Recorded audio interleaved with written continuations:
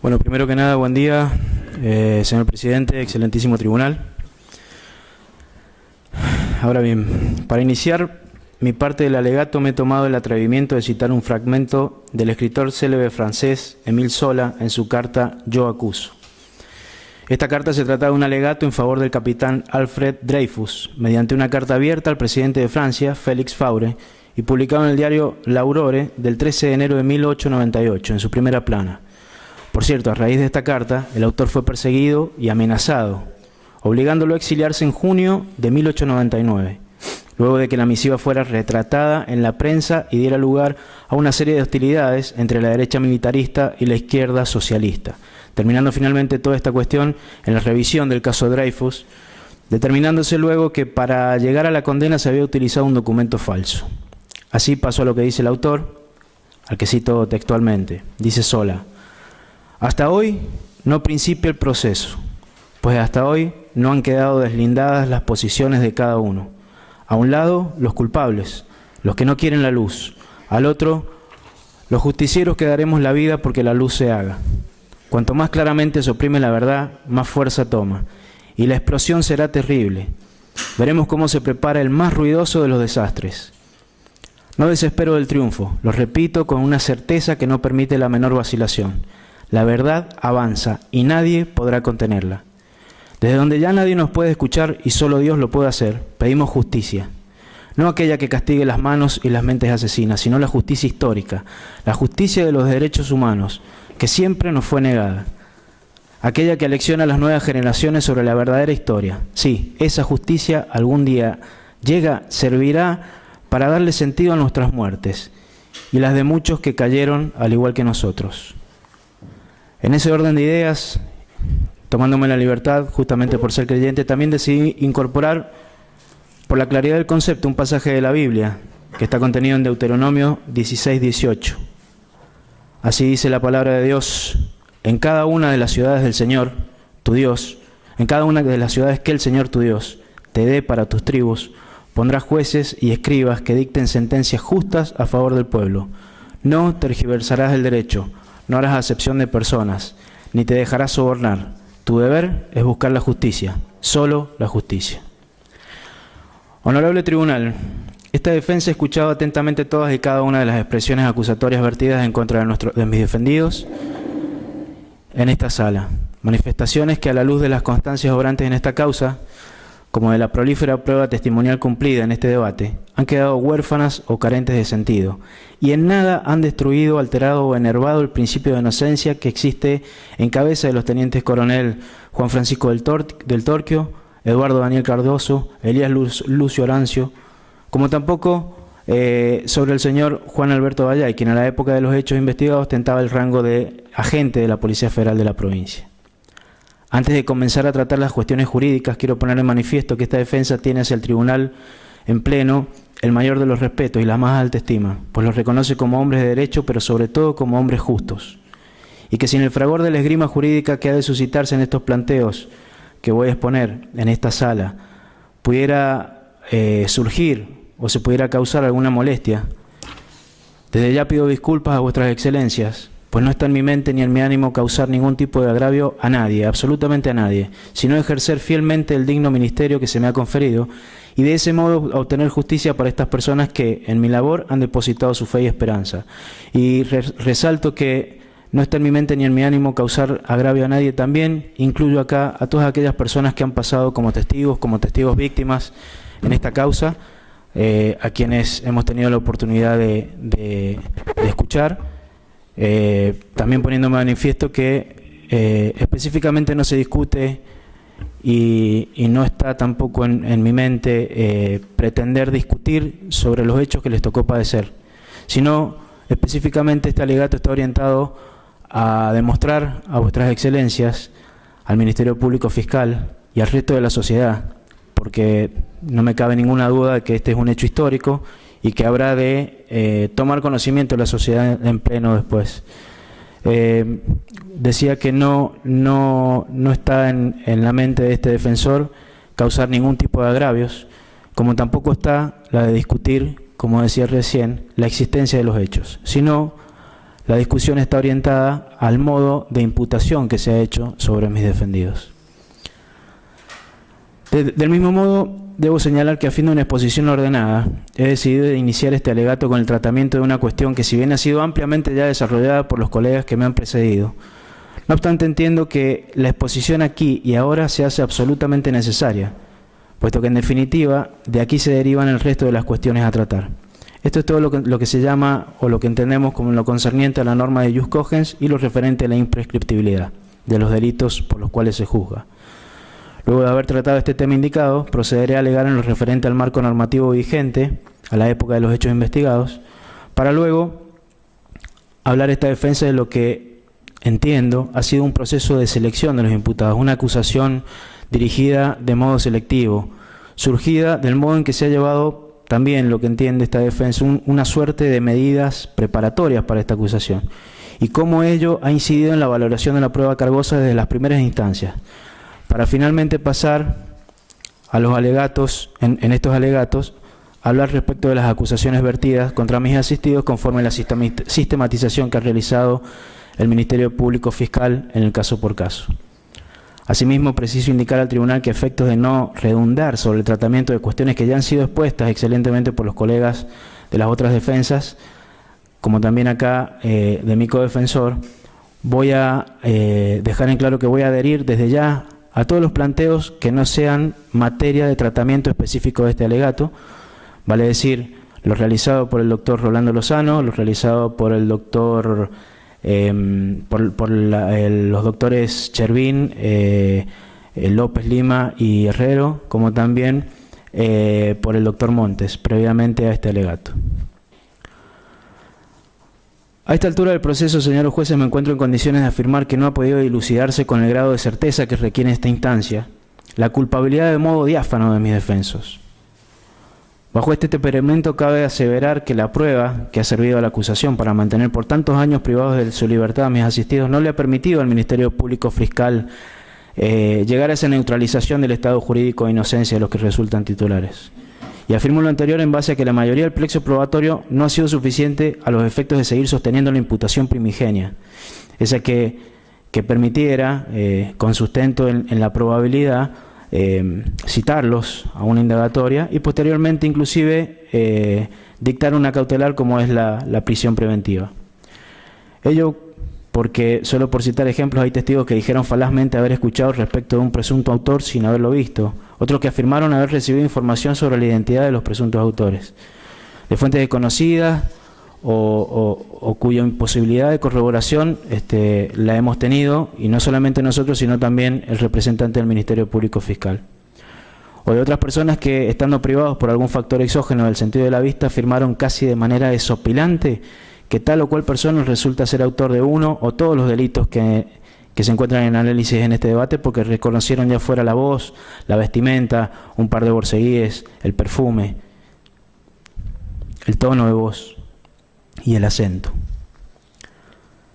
Entiende esta defensa que por el momento histórico en que se iniciaron las investigaciones, es decir, el de la reapertura de estas causas cuya acción penal se encontraba fenecida largamente, todos, o al menos la gran mayoría de estos elementos probatorios, que en cualquier proceso penal no asignado del matiz político como lo es el presente, y todos los procesos que se han iniciado a raíz de la derogación de las conocidas leyes del perdón, carecerían de eficacia y relevancia, la eficacia y relevancia necesarias en orden a la construcción histórica, para finalmente corroborar con la mayor proximidad posible esa verdad material objetiva. Habiendo podido apreciar no solamente como defensor, sino como hombre de derecho semejantes afirmaciones, hasta el menos avesado en cuestiones técnico-jurídicas podría apreciar la injusticia con la cual se intenta forzar o encuadrar el comportamiento de algunos de mis defendidos en las conductas típicas descritas por los ilícitos que se les imputa.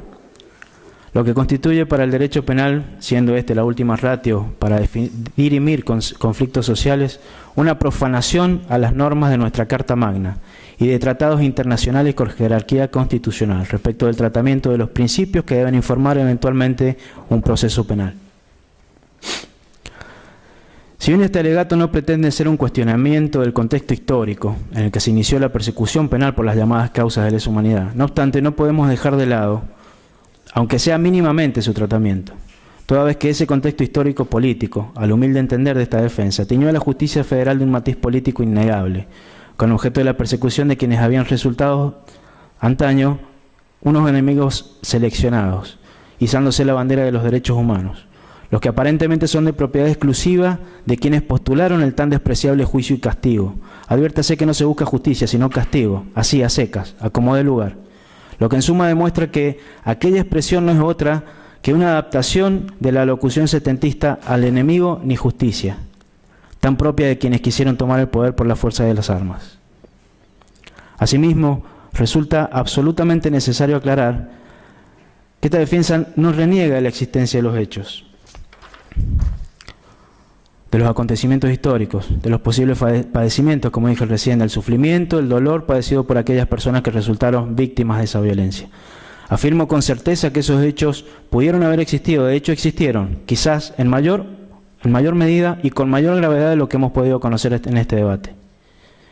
Lo que esta defensa cuestiona es la imputación de esos hechos a mis asistidos, el modo en que selectivamente han sido acusados, y cómo la prueba en determinados casos ha sido valorada de manera direccionada por las instancias inferiores y por el acusador público a efectos de probar esa autoría.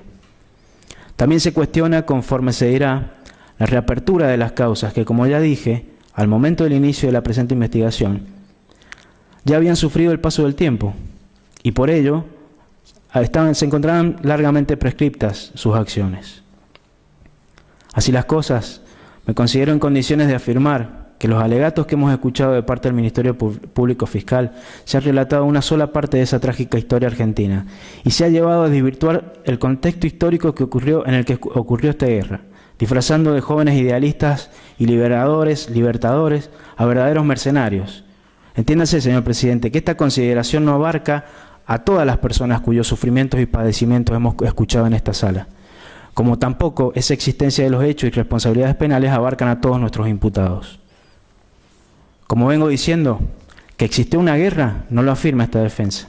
Ya en la conocida causa 13, llamada el juicio a las juntas, también referida por el Ministerio Público Fiscal y por tantos precedentes utilizados como rectores en estas causas, la misma Cámara Federal que juzgó y condenó a la Junta Militar durante 1985 afirmó en su sentencia: también está fuera de toda discusión que a partir de 1970 el terrorismo se agudizó en forma gravísima, lo que se manifestó a través de los métodos empleados por los insurgentes, por su cantidad, por su estructura militar, por su capacidad ofensiva, por su poder de fuego y por los recursos económicos con los que contaban.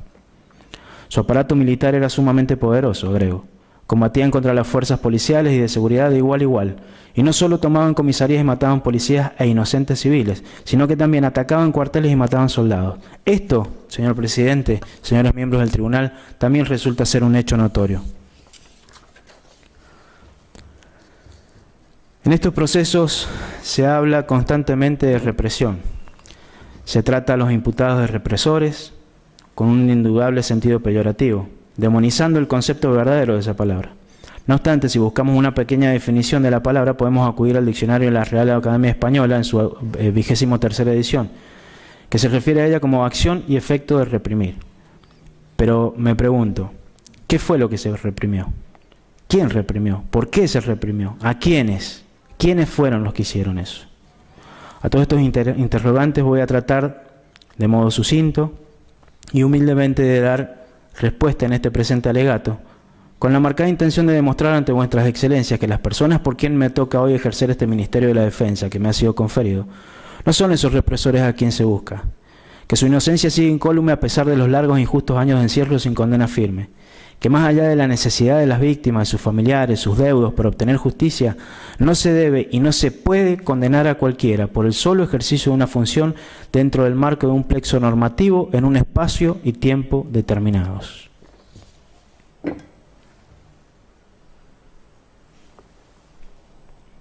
Ahora voy a pasar a lo que se trata el primer planteo, que es referido al tratamiento a la interpretación, y aplicación de una norma de Jus cogens.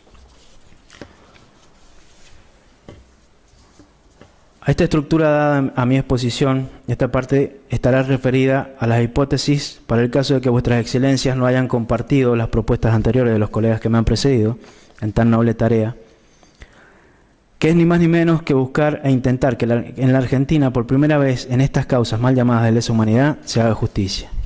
Esto es, si para el supuesto caso de que vuestras excelencias no estuvieran persuadidos de lo expuesto y se decidiera aún acceder a las acusaciones dando por acreditada la materialidad de los hechos imputados, aunque más no sea alguno o algunos de ellos, y que las considerara como delitos de lesa humanidad.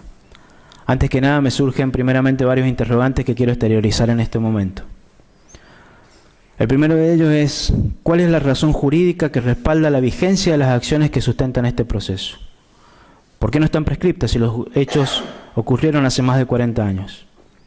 ¿El mérito a qué legislación o a qué normas jurídicas podría fundarse tal afirmación? Dicho de otro modo, ¿cuál es el sustento normativo para decir que aquellos hechos ocurridos en el 1975, 76, 77 y hasta terminar la etapa conocida como el proceso de reorganización nacional o la dictadura militar, que a primera vista y a todas luces sus acciones se encontrarían prescriptas, fueron en aquella época y lo son todavía delitos de lesa humanidad, y que en consecuencia sean pasibles de una condena con sustento en una acción vigente?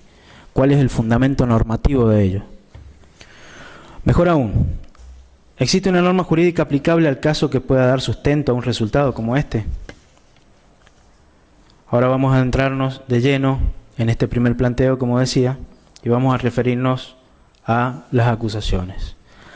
La Fiscalía hoy y antes de este juicio, tal y como ha venido ocurriendo a lo largo y ancho del país, donde se han investigado delitos de los que aquí se investigan, han tenido por regla inquebrantable la aceptación de las reglas del Jus cogens.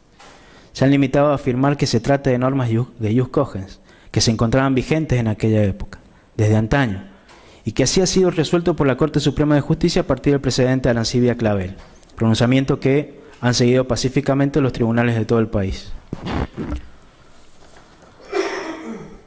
Lo mismo se ha dicho en estos procesos que se han dado en este país, fijando como antecedentes de la consideración de hechos como los aquí tratados el genocidio del pueblo armenio por el Imperio Otomano entre 1915 y 1923. Se ha señalado el estatuto y el juicio de Nuremberg, la Convención sobre la imprescriptibilidad de crímenes de guerra y delitos de lesa humanidad de 1968, el fallo de la Corte Interamericana en los precedentes Velázquez Rodríguez y Barrios Altos, de lo cual se desprende la existencia de un compromiso internacional asumido por Argentina para evitar la impunidad de crímenes como los que se imputan en estos autos. Se pone en manifiesto que estos delitos son de lesa humanidad y como tales imprescriptibles, atrapados por normas de Jus cogens vigentes a la época de la comisión. Lo que verdaderamente sorprende a la hora de fundar una norma consuetudinaria, al momento de los hechos, es que se cite la creación y la jurisprudencia de los tribunales penales internacionales para la ex Yugoslavia y Ruanda, el primero de 1993 y el segundo de 1994, todos posteriores a los hechos que nos ocupan. Finalmente, se recurre a la mención del Estatuto de Roma de 1998, también posterior a los hechos de esta causa, con la agravante, por cierto, de que esta convención deja salvo el principio de legalidad, prohibiendo, por ende, su aplicación retroactiva, como veremos luego. Todo lo cual no hace más que darnos la razón. Pero a todo ello me voy a referir a partir de ahora. ¿Cuál es la postura de esta defensa? Esta defensa niega que al momento de los hechos que se investigaron y fueron aludidos en el presente debate, se encontrara vigente en nuestro sistema jurídico una norma de cualquier naturaleza que permitiera calificar estos hechos como delitos de lesa humanidad. Menos aún la existencia de una norma de Jus cogens que autorice la aplicación retroactiva de esa imprescriptibilidad.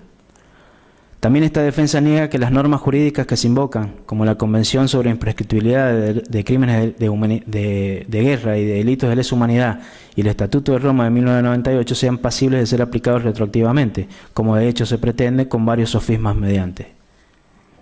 Cualquier recurso a tales razonamientos repugna el principio de legalidad e irretroactividad de la ley penal, de jerarquía constitucional y convencional internacional superior.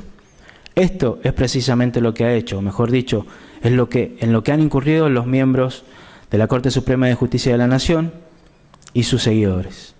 Estas, reitero, son normas jurídicas incorporadas al plexo legal argentino con posterioridad a los hechos motivo de esta causa, naturalmente más gravosas para los imputados y como tales inaplicables.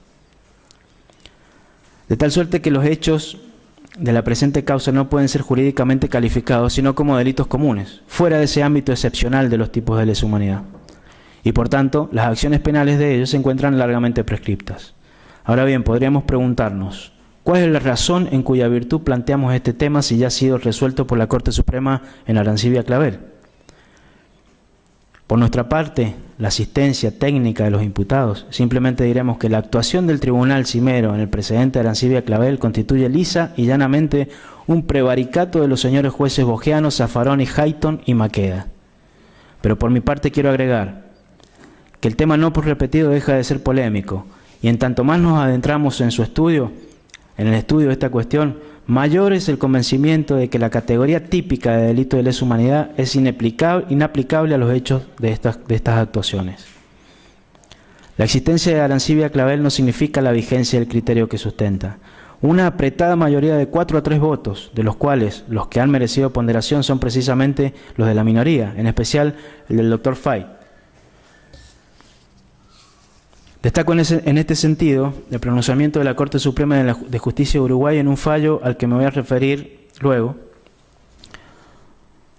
Esto nos motiva firmemente a replantear el tema y tener la más absoluta confianza que en algún momento algún tribunal nacional o internacional vuelva sobre este camino carente de absoluta cientificidad.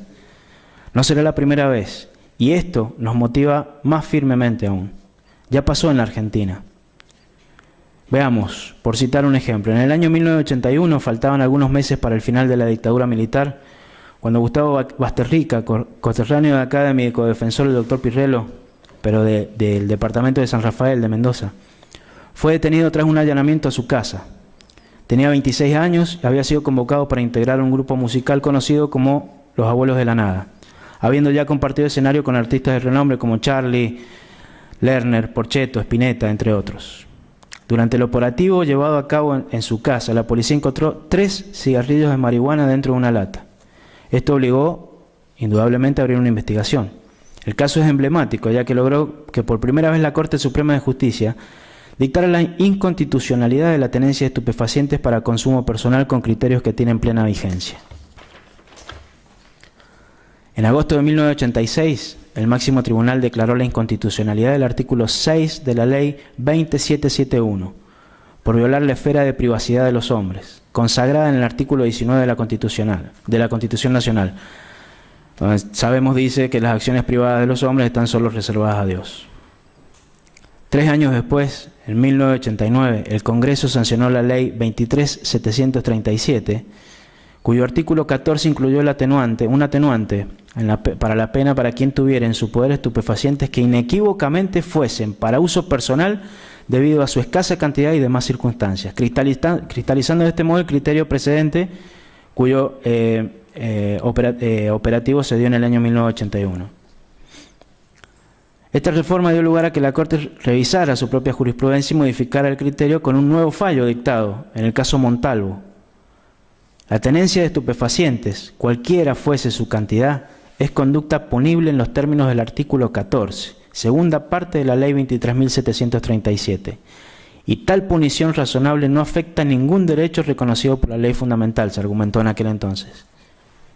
Luego de esto, 19 años después, el tema volvió a ser el eje del debate para los ministros del máximo tribunal. Fue en el caso de Sebastián Arriola, conocido fallo en estos menesteres. Era un joven a quien se le encontraron bajas dosis de marihuana, durante un allanamiento que se realizó a mediados del 2005 en la provincia de Rosario. La Corte volvió esta vez sobre sus pasos y declaró la inconstitucionalidad del artículo 14, segunda parte de esta ley que vengo nombrando, la 23.737, conocida como Ley de Estupefacientes. Ahora bien, frente a este cambio de criterio que hemos estado observando, de conformidad a lo que vengo exponiendo, entonces el interrogante surge claro. ¿Cómo no plantear lo que ahora vamos a plantear? Habiendo dicho esto, señor presidente, miembros del tribunal, voy a pasar a la crítica, a la defensa, al enunciado de la crítica respecto de las normas de ius cogens. Los requirentes normalmente se fundan en el pronunciamiento de la Corte Suprema de Justicia, como dije, en Arancibia Clavel. Bueno, hasta la fecha no se ha encontrado nada nuevo. Como se puede observar claramente, no hay más que Arancibia Clavel. Claro, es un fallo de la Corte Suprema. Sin embargo, aunque sea una obviedad, los fallos del alto tribunal solo obligan en la causa en que se dictan, no tienen alcance de fallo plenario. Entonces, de eso se trata, de volver a insistir con lo que creemos que en derecho corresponde, de dejar los hitos con nuestro paso, recorriendo todas las instancias posibles hasta agotar las posibilidades de reconocimiento de lo que se estima justo en derecho para nuestros asistidos. En los tribunales del país o en los internacionales, como ya dije, las instancias deben ser todas recorridas, por eso viene al caso este planteo. Además, forma parte de las pretensiones acusatorias y hayan sido expresamente invocados. Decía que la posición de los acusadores se apoya en Arancibia Clavel, y allí se sostiene que, atento a que la comisión de los hechos de la causa ocurrieron antes de la vigencia de la Convención sobre imprescriptibilidad de los crímenes de guerra y de lesa humanidad mencionada, se verifica que la aplicación retroactiva a hechos anteriores no lesiona el principio nullum crimen nulla pena sine lege, toda vez que se encontraba vigente, a la época de los hechos, una misma norma de ius cogens, de aplicación obligatoria. Pareciera que el alto tribunal le asignara a la norma de ius cogens relativa a la imprescriptibilidad de los crímenes de lesa humanidad un origen o fuente convencional, pues expresamente señala y cita la Convención del 68. Claro que, como se topa con la Convención del 68 es aprobada por la Argentina el 1 de noviembre de 1995 por Ley 24.584 y se le otorga jerarquía constitucional el 20 de agosto del año 2003 por Ley 25.778, se debe entonces sortear el escollo ante la evidencia de que se está aplicando retroactivamente una ley penal en contra del imputado. Entonces viene acá el ocurrente argumento de la Corte. Esto es, como el compromiso de la Argentina es posterior a los hechos, ya que se abstuvo de votar en la Convención, apuntala esta falacia diciendo que el origen de la norma de ius cogens, si bien no puede decirse que es convencional, no obstante es consuetudinario. En estos términos, el alto tribunal considera que esta convención solo afirma la imprescriptibilidad, lo que importa el reconocimiento de una norma ya vigente, ius cogens, en función del derecho internacional público de origen consuetudinario. De esta manera no se fuerza la prohibición de la irretroactividad de la ley penal, sino que se afirma un principio instalado por la costumbre internacional que ya tenía vigencia al tiempo de la comisión de los hechos. Esto surge del considerando 28 del voto de la mayoría para su referencia. En esta línea argumental sigue el fallo diciendo que la costumbre internacional ya consideraba imprescriptibles los crímenes contra la humanidad con anterioridad a la Convención.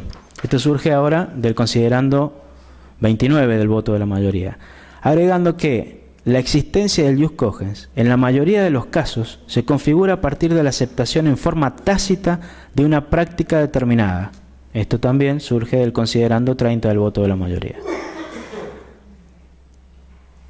Se agrega que a partir del fallo de la Corte Interamericana de Derechos Humanos, en el caso Velázquez Rodríguez del año 1998, donde se dice la aplicación de las disposiciones de derecho interno sobre prescripción constituye una violación del deber del Estado de perseguir y sancionar y consecuentemente compromete su responsabilidad internacional.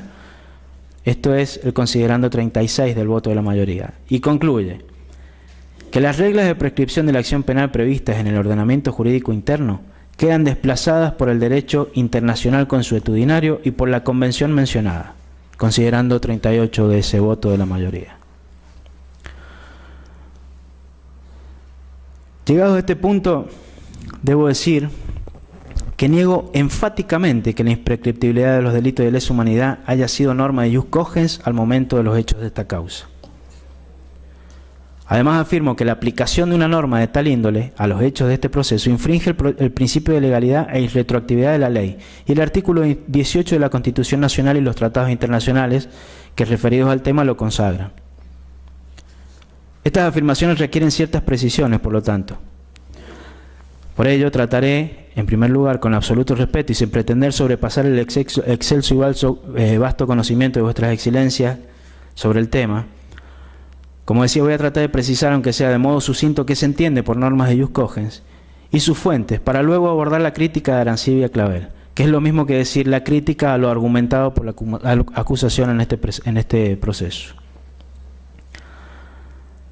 Antes de adentrarnos al concepto de norma de jus cogens, quiero contribuir al esclarecimiento acerca del origen de este derecho, de estas normas, porque la verdad es que aparece en un contexto un tanto sorprendente. No se trata de elaboración de intelectuales iluminados que se inspiran en el mejor de los contextos. Por el contrario, estas normas se originan en el peor de los contextos. Por suerte, contamos con una extensa monografía elaborada por la doctora Zlata de Clement y publicada en la Academia Nacional de Derecho y Ciencias Sociales de Córdoba, que se encuentra disponible para su consulta online, quien comienza por señalar la antigüedad de las normas al respecto, recordándonos que ellas surgieron para castigar a los vencidos.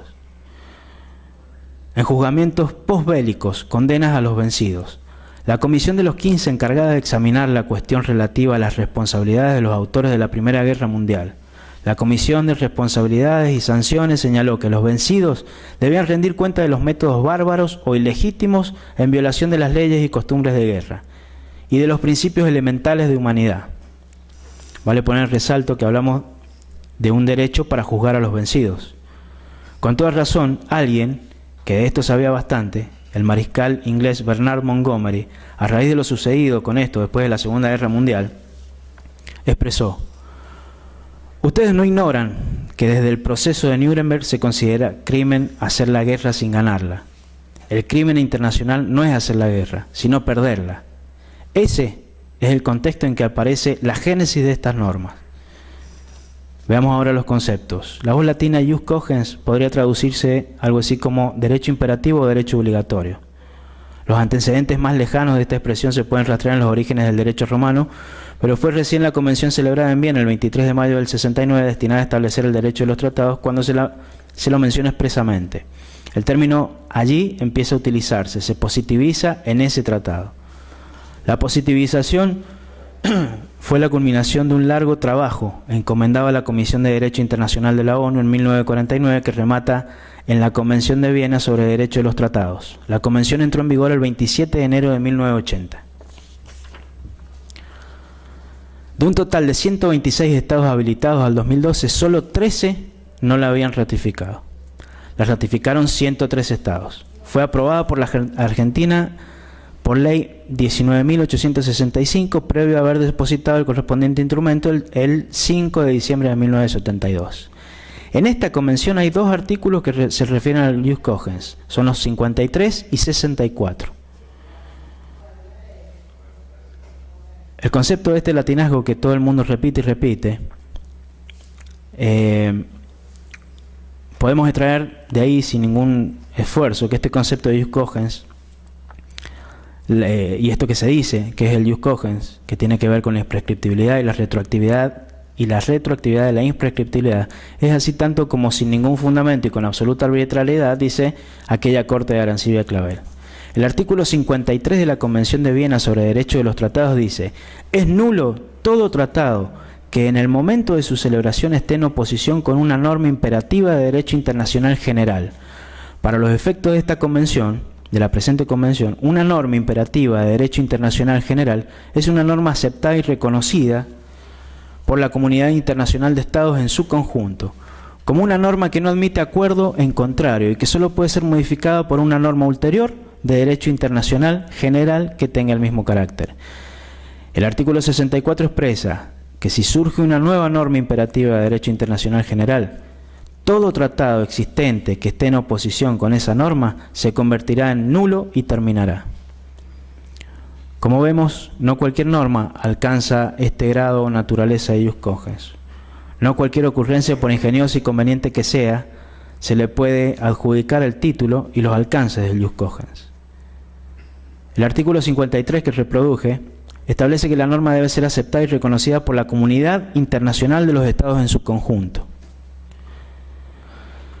En la tarea interpretativa, los términos aceptado y reconocido no ofrecen ninguna dificultad. Aceptar significa aprobar, dar por bueno, según una acepción del diccionario de la Real Academia Española. Y reconocer significa dar por cierto, acatar como legítimo.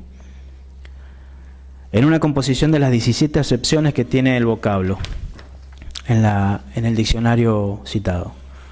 Entonces todos entenderemos cuál es el sentido que la norma sea, cuál es el sentido de ello, que la norma sea aceptada y reconocida. El problema es, ¿qué significa comunidad internacional de estados en su conjunto? Este giro lleva en su naturaleza la idea de número, de cantidad. Descartamos que en su conjunto sea la totalidad de los estados, ya que ello equivale prácticamente a la inaplicabilidad del concepto, dado que resulta imposible pensar que una norma en la que todos, absolutamente todos los estados estén de acuerdo. Podría así tratarse de una mayoría. En tal supuesto, podemos preguntarnos, ¿qué mayoría? Si simplemente basta con el 51% o algo más. En tal caso, ¿cuánto más? Este sería un criterio esencialmente cuantitativo. No obstante, hay otra línea de pensamiento de tono cualitativo que es sostenida por el profesor Mariño Méndez en la página 329 de su obra Derecho Internacional Público.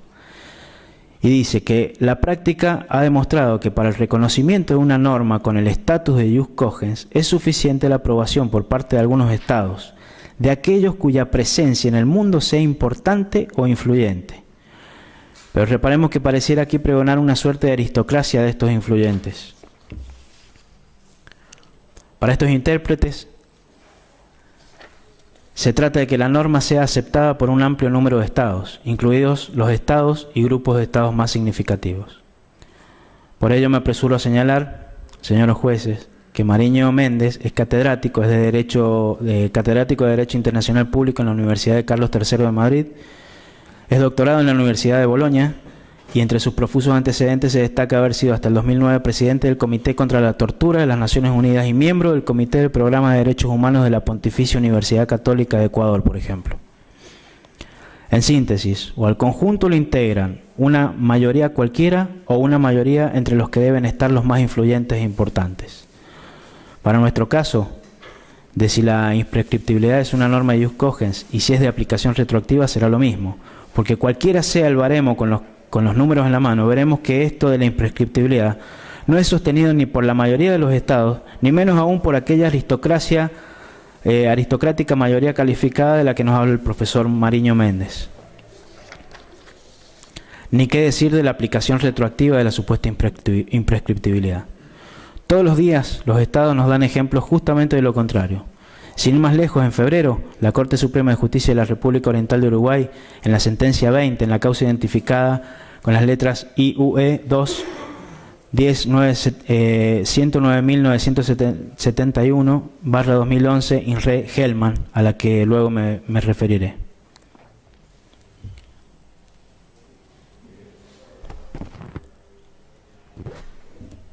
Fuentes de este ius cogens. Ya sabemos qué son. Ya sabemos qué son estas normas de ius cogens. Ahora vamos a ver de dónde dimanan, de dónde surgen. Para lo que debemos aclarar primero es que el ius cogens no es una fuente de derecho en sí mismo, sino que se trata de una categoría que se le atribuye a una norma. Y la característica fundamental es que es obligatoria para los estados. No admite derogación de modo alguno, salvo la aparición de una norma nueva de ius cogens en sentido contrario. Todo convenio o tratado en contra de una norma de ius cogens es nulo. Después veremos si la imprescriptibilidad de la acción de los delitos de lesa humanidad es norma de ius cogens.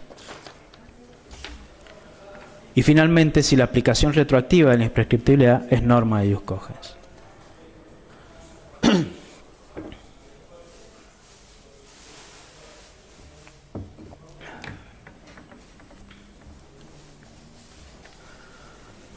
Recordemos entonces que es una norma de derecho imperativo.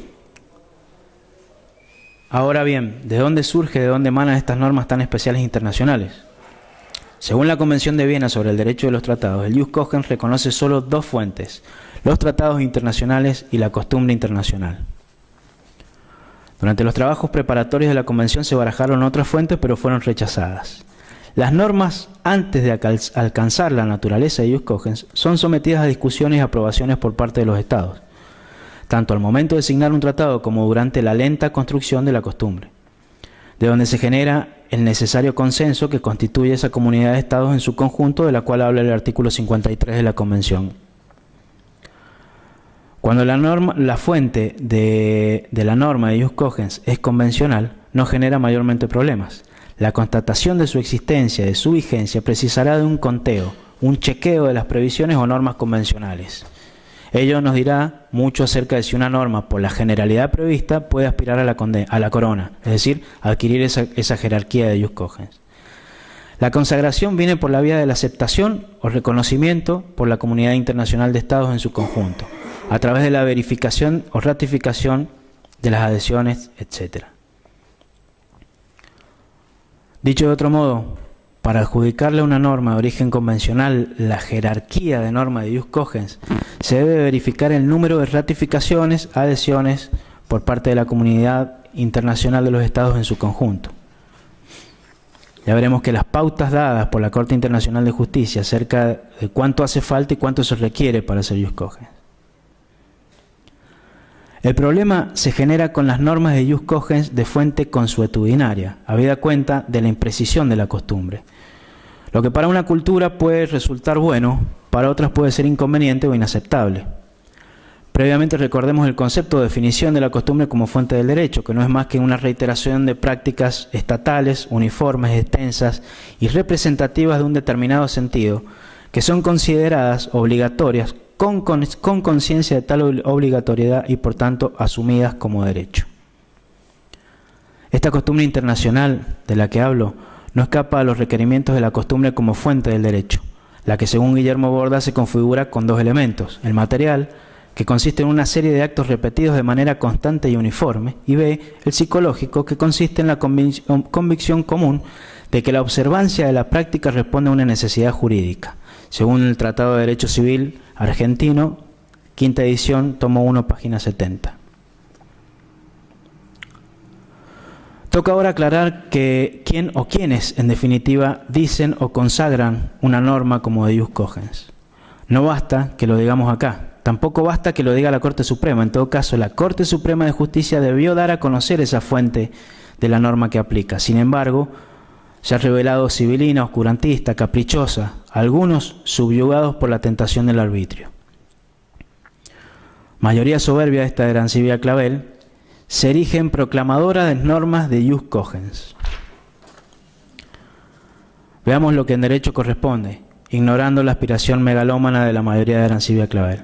En derecho, corresponde decir que toca a la Corte Internacional de Justicia la jurisdicción de decir sobre la costumbre internacional y las normas de ius cogens. En efecto, los artículos 38 del Estatuto de la Corte Internacional de Justicia y 66 de la Convención de Viena para el Derecho de los Tratados dicen que la Corte Internacional de Justicia tiene en cuenta la existencia de tratados y ante la ausencia de estos repara en las prácticas estatales. Y en este sentido observa si la práctica es consistente y si tiene consenso. De ello se reconoce el problema de positivizar la costumbre, tarea que hace tiempo ocupa el Comité Internacional de la Cruz Roja para el Derecho Internacional Humanitario. Dado que en lo que toca a la costumbre como fuente de normas de ius cogens, los tratados adquieren especial relevancia. La Corte Internacional de Justicia ha establecido los criterios de evaluación de la costumbre y los tratados. Al respecto señaló que el grado de ratificación de un tratado es importante para evaluar el derecho consuetudinario, en el cual dijo que si bien el número de ratificaciones 39 era respetable también, pero no suficiente. Ya veremos más adelante que la Convención sobre la Imprescriptibilidad del 68 solo fue ratificada por 53 estados y que la Corte Internacional de Justicia dijo que 39 eran insuficientes.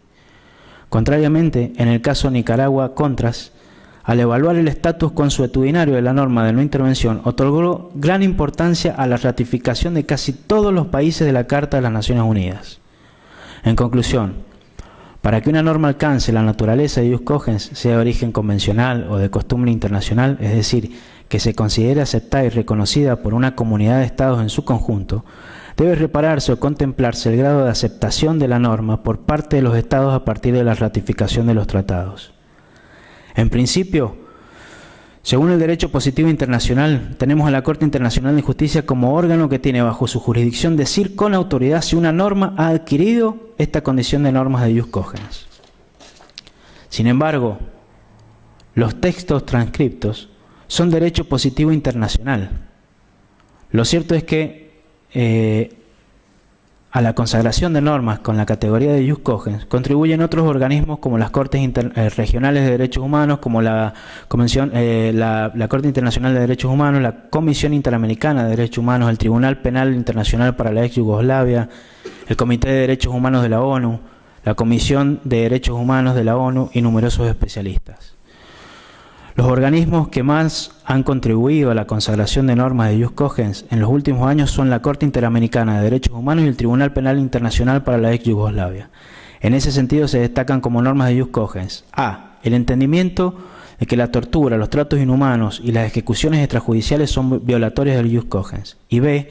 Se avanza el entendimiento de que el principio fundamental de igualdad y no discriminación ha ingresado en el ámbito de dichas normas.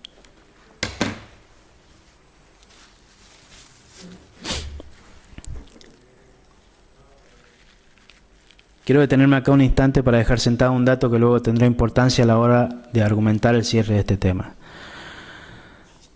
De acuerdo con el artículo 38 del Estatuto de la Corte Internacional de Justicia, para emitir sus sentencias la Corte observa a las convenciones internacionales, b. la costumbre internacional, c. los principios generales del derecho reconocidos por las naciones civilizadas y d. las decisiones judiciales y doctrinas de los publicistas de mayor competencia de las naciones como herramienta auxiliar. Igualmente, durante la década de los 90, el Tribunal Penal para la ex Yugoslavia identificó numerosas reglas de la costumbre internacional en base a la observación de 6 aspectos fundamentales. Esos 6 aspectos eran: el primero, la ratificación o acceso a los tratados; el segundo, la firma de los tratados; el tercero de ellos eran las resoluciones de las organizaciones internacionales; el cuarto, los actos unilaterales; el quinto, las decisiones de los tribunales domésticos; y el sexto, la aquiescencia. De lo cual tenemos que los tratados y sus ratificaciones constituyen el primer elemento de evaluación para identificar la costumbre internacional de carácter general y las normas de jus cogens. No olvidar los tratados y sus ratificaciones. De acá emanan las normas de jus cogens.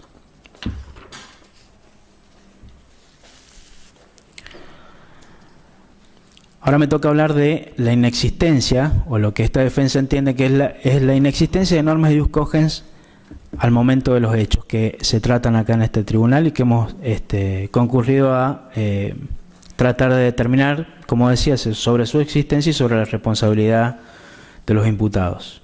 Esto que vengo exponiendo autoriza a preguntarse: ¿existían al momento de los hechos las normas de jus cogens que se pregonan sobre imprescriptibilidad y aplicación retroactiva de las mismas, ya sea de origen convencional o consuetudinaria?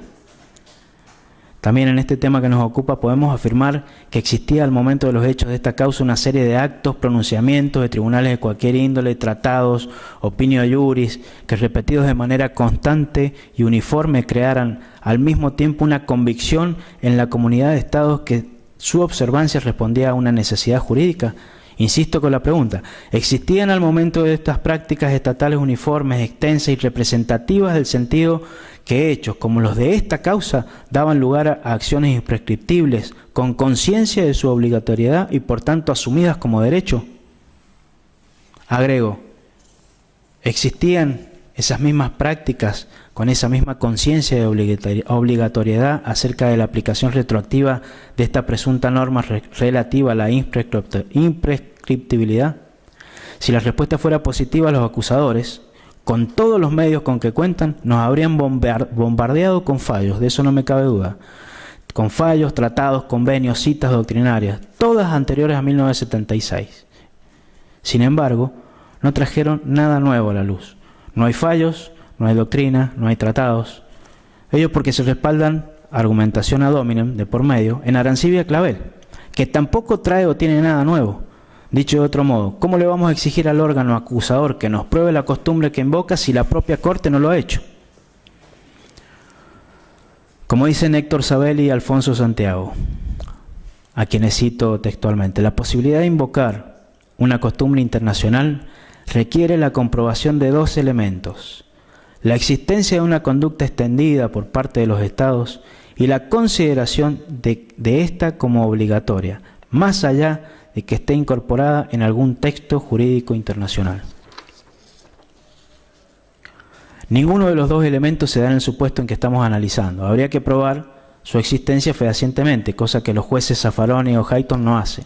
Quien invoca una norma que supuestamente surge de la costumbre internacional debe al menos probar fehacientemente su existencia, como tal, cosa que la Corte no ha hecho, según dice Héctor Saber y Alfonso Santiago, Tiempo, Constitución y Ley Penal, página 39, 76, 13. Bueno, como venía diciendo, las acusaciones no han traído nada ni han citado nada, no han traído nada nuevo, no nos han hecho referencia a la existencia y cuál sería la prueba de la existencia de esa costumbre en el momento de los hechos que aquí se tratan. Precisamente porque no hay nada, porque salvo Nuremberg, que en definitiva no sirve para este contexto, en otro contexto, porque precisamente era para otro contexto y solo aplicable a los jerarcas nazis. Ahora bien, fijémonos que aun si sirviera lo que se hizo en Nuremberg, caemos en la cuenta de que solo es un acto. La costumbre, no obstante, es una reiteración de actos. Recordemos entonces lo que dice aquella corte de Arancibia-Clavel. Allí se sostuvo que, atento a que la comisión de los hechos de la causa ocurrieron antes de la vigencia de la Convención sobre imprescriptibilidad de los crímenes de guerra y lesa humanidad mencionada, se verifica que la aplicación retroactiva a hechos anteriores no lesiona el principio nulla pena sine lege. Pareciera que el alto tribunal le asignara a la norma de Jus Cogens acerca de esta imprescriptibilidad de los crímenes de lesa humanidad un origen, un origen de fuente convencional, pues expresamente señala y cita la Convención del 68. Claro que como se topa con que la Convención del 68, como dije, ya es aprobada por la Argentina el 1 de noviembre del 95 y se le otorga jerarquía constitucional en el 2003, entonces se debe sortear esa evidencia de que se está aplicando retroactivamente la ley de naturaleza penal y en contra del imputado. Si le reconoce fuente convencional, necesariamente debe reconocer que la aplicación es retroactiva para resolver cómo lo hace. Entonces acá viene un ocurrente sofisma de parte de la Corte, que dice, como el compromiso de la Argentina es posterior a los hechos, ya que se abstuvo de votar en la Convención, apuntala a la falacia diciendo, en este punto se apuntala esa falacia diciendo que el origen de la norma es de Jus Cogens. Si bien no puede decirse que es convencional, es consuetudinario. O sea, aclarando los términos, la Corte en definitiva dice, esto es lo que es y no es todo al mismo tiempo. Entonces agrega que esta convención solo afirma la imprescriptibilidad, lo que importa el reconocimiento de una norma ya vigente, Jus Cogens, en función del derecho internacional público de origen consuetudinario. Entonces tenemos que la Corte, incurriendo en una formidable petición de principios, dice que está probado justamente lo que debe probar. De esta manera, no se fuerza la prohibición de la irretroactividad de la ley penal, sino que se afirma un principio instalado por la costumbre internacional que ya tenía vigencia al tiempo de la comisión de los hechos, se sostiene en el considerando 28 del voto de la mayoría. En esta línea argumental, se dice que la costumbre internacional ya consideraba imprescriptibles los crímenes contra la humanidad con anterioridad a la Convención, en el considerando 29, agregándose que la existencia del Jus Cogens en la mayoría de los casos se configura a partir de la aceptación en forma tácita de una práctica determinada, considerando 30. La primera cita o argumentación a que recurre aquella mayoría de la Corte de Arancibia-Clavel es la Convención sobre la imprescriptibilidad de los delitos de lesa humanidad del año 68, aceptada por la Argentina recién en 1995 y bendecida con jerarquía constitucional en el año 2003. Pues bien, la aceptación de la Convención y la jerarquía constitucional, como vemos, son posteriores a los hechos, y la Argentina, no obstante, se abstuvo de la firma de dicha Convención. Es decir, que por ese lado la Argentina no reconoce nada que la vinculara con dicha norma en la época en que ocurrieron esos hechos, que son los que se investigaron en esta causa. De una vez por todas, hay que llamar a las cosas por su nombre. La génesis, el movimiento de los estados de consagrar como norma de Jus Cogens la imprescriptibilidad de los delitos de lesa humanidad es sola y únicamente convencional y empieza a gestarse en esa época de la década del 60, pero no se consagra sino hasta los años 90 bien entrados. La consagración es el Estatuto de Roma del año 98, pero con la salvedad que de ningún modo se acepta la aplicación retroactiva. Antes, todo era pleno proceso. Voy a pedir, señor presidente, de ser posible, un pequeño y breve cuarto intermedio, digamos, para acomodar un poco el resto del alegato y por cuestiones particulares, si puede ser. Bueno, entonces hacemos un cuarto intermedio, aprovechamos para almorzar y regresamos con la audiencia a las 3 de la tarde. Gracias, señor presidente.